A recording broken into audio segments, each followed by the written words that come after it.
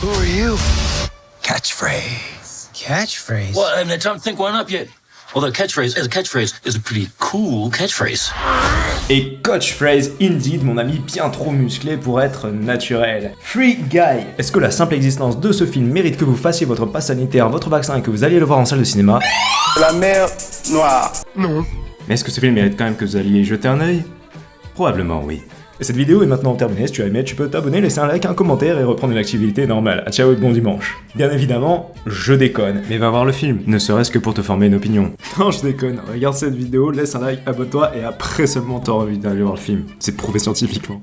Le pitch du film, le synopsis est assez simple et sans spoiler, c'est un PNJ, c'est-à-dire un personnage non joueur de jeux vidéo qui prend soudainement conscience de son environnement et va évoluer dans l'univers absurde du jeu vidéo qui est son monde, à travers son point de vue, c'est-à-dire celui d'un habitant résident du jeu. Bref, une allégorie de la caverne mêlée à du doute cartésien et une bonne grosse dose de fun, de références méta, pop culture et jeux vidéo. Et du Ryan Reynolds faisant du Ryan Reynolds, voire un petit peu plus si affinité, mais ça je vous laisse le découvrir dans le film. Sauf si tu veux absolument m'en parler, tu sais où me trouver. On y retrouve également Taika Waititi, mais personnellement je trouve son humour beaucoup plus pertinent lorsqu'il est derrière la caméra que lorsqu'il joue. Ce film, c'est en quelque sorte l'enfant bâtard de The Matrix et le Truman Show, en y saupoudrant un petit peu de Westworld et de Her. Le tout en étant stupidement fun et entraînant, tout en sachant être touchant par moments.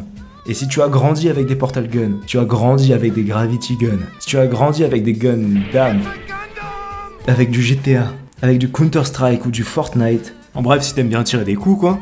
Ah!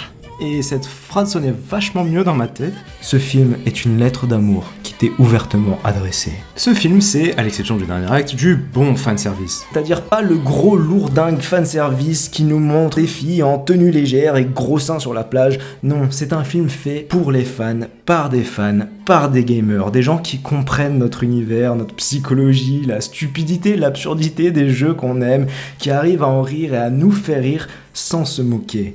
Et qui au contraire nous les font d'autant plus apprécier.